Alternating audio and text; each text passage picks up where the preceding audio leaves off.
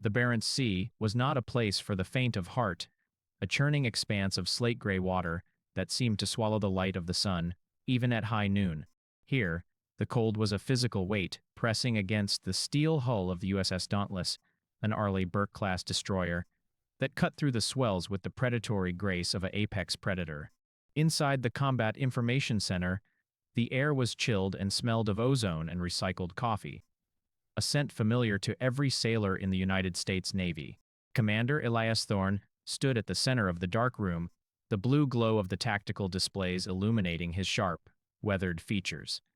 He was a man who spoke little and saw everything, his eyes scanning the Aegis combat system screens with the precision of a surgeon. The Dauntless was on a routine freedom of navigation operation, a diplomatic phrase for a very dangerous game of chicken on the edge of Russian territorial waters. They were strictly within international boundaries, but in this part of the world, lines on a map were often blurred by ambition and aggression. Contact bearing 040, the tactical action officer, Lieutenant Commander Sarah Jenkins, announced, her voice calm but laced with the tension that rippled through the room. Designation Skunk Alpha. It's moving fast, Captain. 30 knots and accelerating. Thorne didn't flinch. He had been expecting this. Intelligence had reported the presence of the Admiral Volkov, a specialized Russian frigate known for its aggressive maneuvering and a captain who treated international maritime law as a mere suggestion.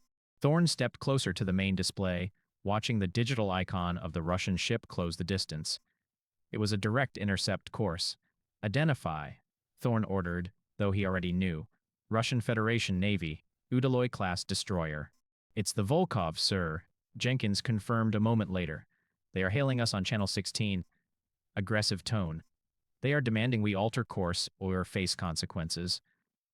Thorne picked up the handset, his grip firm. This is United States Warship 89. We are operating in international waters in accordance with international law. We will maintain our course and speed. Your actions are unsafe. I advise you to keep clear. The response was a crackle of static followed by a thick, accented voice that dripped with disdain. U.S. warship, you are entering a restricted military exercise zone. Turn immediately or you will be fired upon. It was a bluff, and a sloppy one. There were no NOTAMs, no maritime warnings issued for this sector. Negative, Volkov, Thorne replied, his voice level. We are maintaining course. He hung up the handset and looked at Jenkins. Sound general quarters. Man battle stations. But keep the fire control radar in standby. Do not, I repeat, do not lock on unless I give the order. We are not starting World War III today, but we aren't backing down either. The klaxon wailed throughout the ship, a rhythmic pulse that sent the crew scrambling. In the galley, the engine room, and the bridge, men and women donned flash gear and helmets, their movements practiced and precise. This was the discipline that separated the U.S. Navy from its peers. While others relied on bluster, the crew of the Dauntless relied on protocol and training. On the bridge wings, lookouts raised their binoculars. The Volkov was visible now, a dark silhouette against the gray horizon, smoke belching from its stacks as it pushed its engines to the red line. It was an ugly, brutish thing, bristling with antennas and missile tubes, designed for brute force rather than the sleek, multi-mission lethality of the Dauntless. The Russian ship wasn't just closing the distance, it was angling for a collision. This was a tactic known as shouldering, a dangerous maneuver meant to physically shove an opposing vessel off course. It was a game of nerves, 2,000-ton steel leviathans rushing toward each other, waiting to see who would blink first. Thorne moved to the bridge, the wind whipping through the open door as he stepped out to get eyes on the target. He's come in hot, the officer of the deck shouted over the wind. Range 2,000 yards. Angle of approach suggests he's going to try to cut across our bow. Thorne watched the Volkov. He could see the crew on the Russian deck, bundled in winter gear. They were close enough to see the rust streaks on the Russian hull. Helm, steady as she goes, Thorne ordered. Do not deviate. The tension on the bridge was palpable. Every instinct screamed to turn away, to avoid the collision, but Thorne knew that turning now would be a victory for the Russians. It would signal weakness. It would tell the world that the U.S. Navy could be bullied off the high seas. The distance closed. 1,000 yards. 500. The Volkov loomed larger, a wall of gray steel filling the view. The Russian captain was committed, He was going to ram them, or at least come within inches of it. "Captain," the OD said, his voice straining. "Collision imminent." "Wait for it," Thorne whispered. He wasn't relying on luck. He was relying on the Dauntless's superior engineering. The Arleigh Burke class was built with 4 General Electric gas turbines, giving it an acceleration and an agility that the older, steam-powered Russian ship couldn't hope to match. Thorne was baiting the trap. He needed the Volkov to commit fully to the turn, to bleed off its speed in a hard rudder maneuver intended to sideswipe the American ship. Just as the Volkov's bow began to swing inward, aiming to crush the Dauntless's midsection, Thorne barked the command. "All engines back full, hard left rudder. Execute." The response was instantaneous. The massive turbines reversed pitch with a roar that vibrated through the deck plates. The Dauntless, who had been cruising steadily, suddenly shuddered as millions of pounds of thrust worked against its forward momentum. The ship didn't just stop, it practically dug its heels into the ocean. The Volkov, committed to its intercept vector and lacking the responsive propulsion of the American ship, couldn't adjust. The Russian captain had expected the American to turn away or maintain speed. He hadn't expected the Dauntless to stop on a dime. The Russian ship shot past the Dauntless's bow, missing it by less than 40 yards. The wake of the Russian ship slammed into the Dauntless, spraying icy water over the bridge windows, but there was no metal-on-metal screech, no crushing of hulls. Thorne had executed a maneuver that shouldn't have been possible for a ship of that size, a testament to American engineering and the helmsman's iron grip. But the engagement wasn't over. The Volkov, embarrassed and outmaneuvered, was now in a vulnerable position, its broadside exposed as it struggled to correct its course. "Captain, Volkov is training its main guns on us," Jenkins yelled from the CIC. The situation had escalated from dangerous to deadly in a heartbeat. The Russian captain, humiliated by his failed ramming attempt, was letting his anger take over, a lock-on warning on the console. Thorne's expression hardened. The game was over. Spin up the SLQ-32. Engage electronic countermeasures, full spectrum jam, and bring the CIS online surface mode. The Dauntless wasn't just a ship, it was a floating supercomputer wrapped in armor. The SLQ-32 electronic warfare suite activated, blasting a concentrated beam of electromagnetic energy at the Volkov. To the naked eye, nothing happened. But on the Russian bridge, chaos erupted. Their radar screens went white with static. Their fire control systems lost lock, the computers crashing under the overwhelming flood of electronic noise. Their communications were severed, replaced by a screeching feedback loop. Simultaneously, the Phalanx close-in weapons system, CIS, on the Dauntless's deck spun up, the 6-barreled Gatling gun rotating with a menacing whine. It didn't fire, but its radar tracked the Russian bridge, a silent, terrifying promise of destruction. The Russian ship was now blind deaf and staring down the barrel of a gun that could saw through its hull like paper. Thorne grabbed handset again, broadcasting on the only frequency the U.S. jamming allowed to pass through the international distress frequency. "Russian warship Volkov, this is the USS Dauntless. Your fire control radar has locked onto my vessel. This is a hostile act. We have you in a firing solution. Stand down immediately or you will be destroyed." For a long, agonizing minute, the Volkov drifted, its guns still pointed at the Dauntless, its crew scrambling to restore their systems. Thorne watched the Russian ship through his binoculars. He could see the confusion on their bridge wings. They had brought a knife to a gunfight, and they had just realized the gun was loaded. Slowly, agonizingly slowly, the Volkov's turrets rotated away. The ship began to turn, opening the distance. The electronic jamming ceased, allowing the Russian captain to regain control of his vessel, leaving him with the stark realization of how close he had come to annihilation. "They are peeling off, sir," Jin said, the revivident in her voice. "Heading 180. They're running for home." Thorne exhaled, the adrenaline slowly fading from his system. He looked out at the retreating Russian ship, now just a smudge of smoke against the darkening horizon. Secure from general quarters, he ordered quietly, "Set a course for the rendezvous point." As the crew began to stand down, chatting excitedly about the encounter, Thorne remained on the bridge wing. The wind was still cold, the sea still unforgiving, but the Dauntless cut through it all, unyielding and unbroken. They hadn't fired a single shot, yet the message had been delivered with absolute clarity. It wasn't about aggression, it was about capability. It was about the quiet confidence of a crew that knew their ship, knew their duty, and knew that when the push came, they were the ones who would remain standing. But the ocean has a memory, and Thorne knew the Russians wouldn't forget this. The Volkov had been humiliated, and in the geopolitical theater, humiliation bred retaliation. Hours later, under the cover of a moonless night, the Dauntless continued its patrol. The mood on the shifted from high alert to a vigilant calm. However, the officers picked up something else, a faint anomaly in the acoustic profile of the water. Sonar technician First Class Miller, a 20-year veteran who could hear a whale sneeze at 50 miles, frowned at his waterfall display. Con sonar, I have a transient contact. Bearing 225, it's faint, very faint. Doesn't match any biologic. Thorne was back in the sea in seconds. Talk to me, Miller. It's deep, sir. And quiet, kilo class quiet, but the screw rhythm is off. It's trying to hide in the thermal layer. A Russian submarine, it made sense. The Volkov was the distraction, the brute force meant to draw their attention while the real threat crept in from the deep. A submarine ambush was a different beast entirely. If the Volkov was a brawler, the sub was an assassin. Designate contact Sierra 1, Thorne ordered. Do not go active. Passive sonar only. Let's see what he does. The game had changed from a surface brawl to three-dimensional chess. Kilo-class subs were black holes for a reason. They were incredibly difficult to detect on battery power. If he was down there, he was hunting.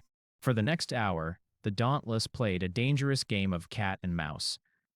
Thorne ordered the ship to run ultra-quiet, reducing speed and securing all non-essential machinery to minimize their own acoustic signature. The destroyer became a ghost, drifting through the dark water. The tension in the sonar room was suffocating. Every pop and creak of the hull sounded like a gunshot. Transient, Miller whispered urgently. Torpedo doors opening. Bearing 225, range 4,000 yards. The blood drained from the faces of the bridge crew. Opening torpedo doors was the final step before firing. The Russian sub-captain was preparing to shoot. Helm, right full rudder. All ahead flank, Thorne shouted, shattering the silence. Tactical, drop a Nixie. Prepare to launch VLI. The Dauntless surged forward, its engines screaming as it broke silence. The maneuver was disomplicate the firing solution for the submarine, to make the torpedo miss. But Thorne had one more card to play, a card the Russians didn't know was in the deck.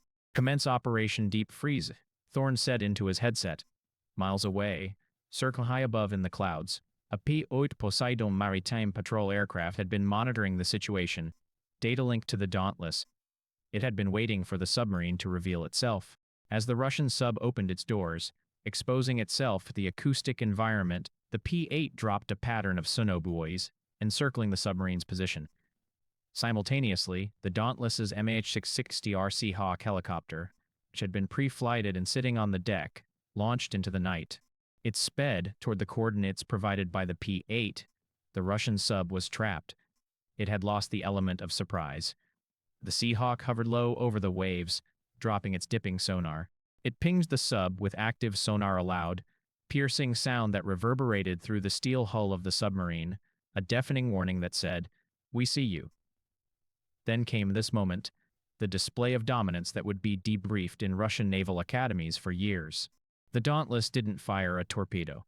Instead, the Seahawk dropped a Mk-54 practice torpedo dummy round. It splashed into the water and homed in on the Russian sub, guided by the Dauntless's computers. It slammed into the submarine's hull with a metallic clang, not an explosion, but a physical knock on the door. It was the ultimate insult. It was a message. We could have killed you. We chose not to. The Russian sub, realizing it had been completely outplayed, blew its ballast tanks. It surfaced in a frothing churn of white water, less than a mile from the Dauntless. It sat there, bobbing in the swells, exposed and vulnerable. Thorne walked out to the bridge wing again, binoculars raised.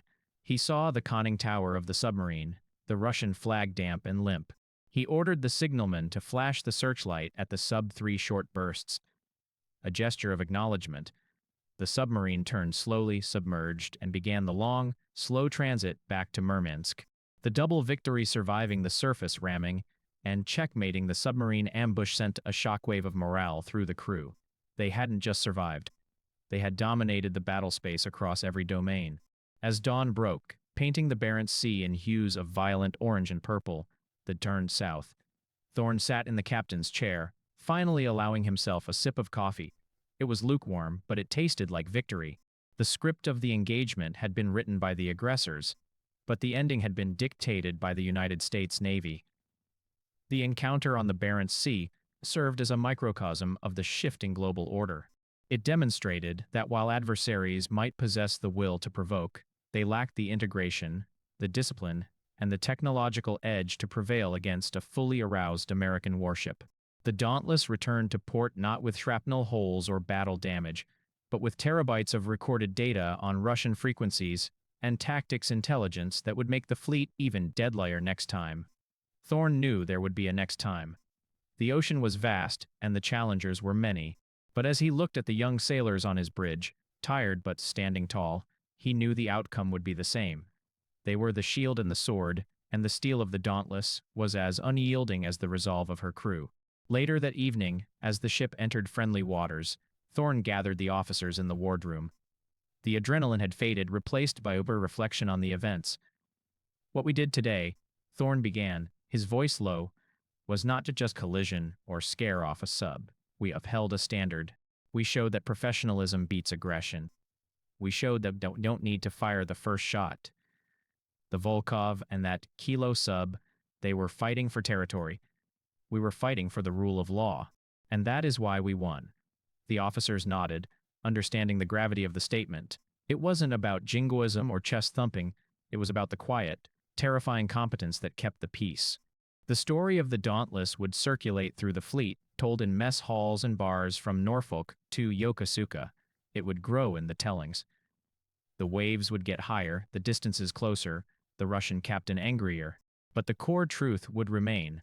When the Russian bear tried to swipe, the American eagle didn't just dodge, it pinned the bear to the ground, without leaving a scratch, simply to show that it could.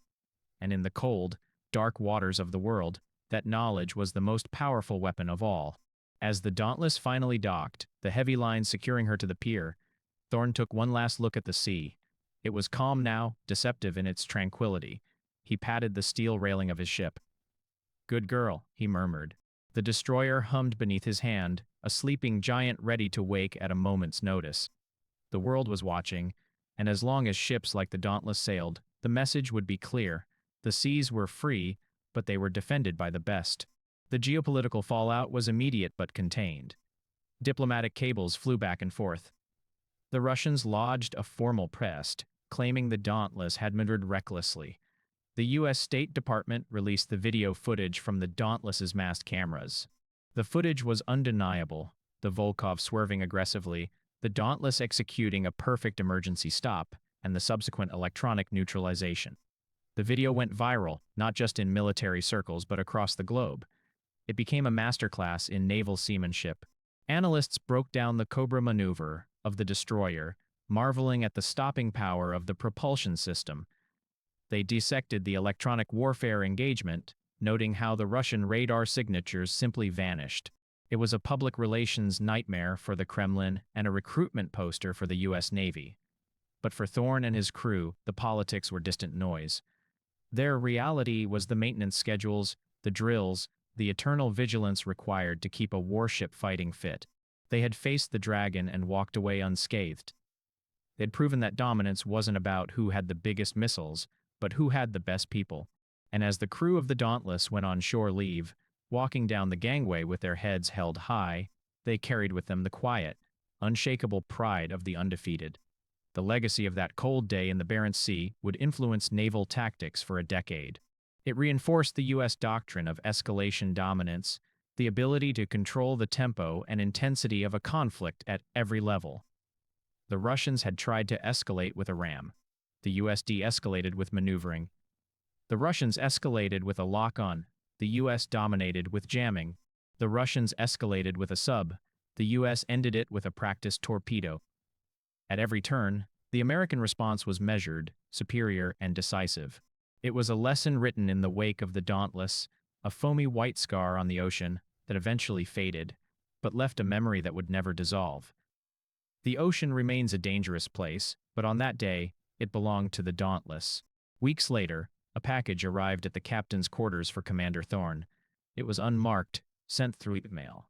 Inside was a bottle of high-end vodka and a short, handwritten note in Cyrillic. Thorne had the intelligence officer translate it. It read simply, "To a worthy adversary. Next time, checkmate will be mine." Thorne smiled, a dry, humorless expression. He poured the vodka down the sink. He didn't drink with the enemy. He checked the roster, checked the weather report for the next patrol. There would always be a next time. And the Dauntless would be ready.